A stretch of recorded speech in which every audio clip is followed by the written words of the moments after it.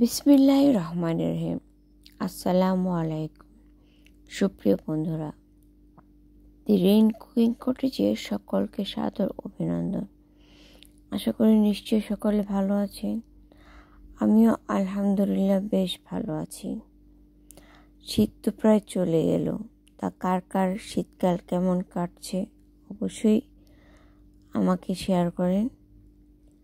আর হ্যাঁ, কে কোথা থেকে দেখছেন সেটাও বলবেন।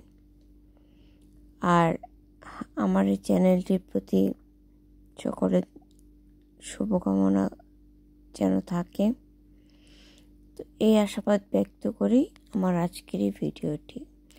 আজকে একটি মজার অভিজ্ঞতা শেয়ার করব। আমরা বাঙালি মানুষ ভর্তা প্রিয়, যে কোনো কিছু ভর্তা করে খেতে খুবই ভালোবাসি। পোলাও, মাংস, বিরিয়ানি এগুলো ছেড়ে ভর্তা দিয়ে যেন পেট ভরে নয়, মন ভরে ভাত খায়। হ্যাঁ, ভর্তা হলে 2-3 প্লেট ভাত খাওয়া এটা কোনো বিষয়ই হয় না। আর সেরকমই একটি মজাদার ভর্তা নিয়ে আজকের এই ভিডিওটি। তবে মজাদার হলেও নামটি কিন্তু মজাদার না। তো চলুন কথা না বাড়িয়ে শুরু করি আমার আজকের video. Let's start our delicious journey with the rain cooking cottage. এই দেখুন, এখানে কিছু উপকরণ নিয়েছি, তিল এবং বাদাম। এগুলো আমি এখন একটি শুকনো খোলায় ভেজে নেব। সাথে আরও একটি জিনিসও ভাজবো, এটি হচ্ছে মুগ ডাল আর সাথে পেঁয়াজ এবং রসুন। প্রথমে শুকনো খোলায় ভেজে নিয়েছি, এরপর অল্প একটু তেল দিয়ে ভেজে নিয়েছি। আর এই দেখুন সে মজাদার জিনিস, চিনতে পারছেন?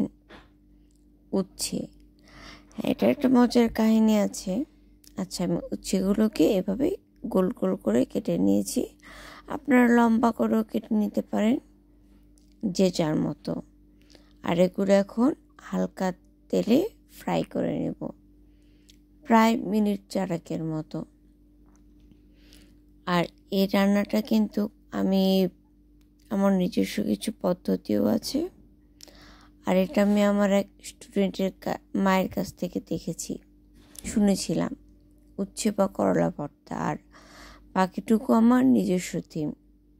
আমার থিম কেমন লাগলো অবশ্যই লিখে জানাবেন। আর এই দেখুন, আমি এটি শিলপাটায় সবগুলো উপকরণ একসাথে বেটে নিচ্ছি। আর বেটে নেওয়ার পর নুন মাখিয়ে এই দেখুন কেমন লাগলো। আর হ্যাঁ, আমার এই পরিবেশনা যদি একটু ভালো লাগে থাকে অবশ্যই আমার চ্যানেলটিকে সাবস্ক্রাইব করবেন। আর ভালো জিনিস, ইউনিক জিনিস নিজের মাঝে রাখাটা কি ঠিক?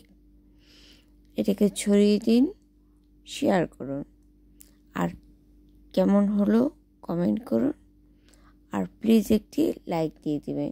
আপনার একটি লাইক আমার এই ছোট্ট প্রেজেন্টটিকে একটু হলেও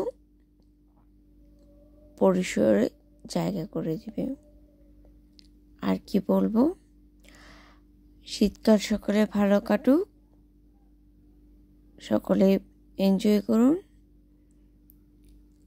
enjoy yourself, be happy and stay with peace. জাযাকাল্লাহ খায়ের।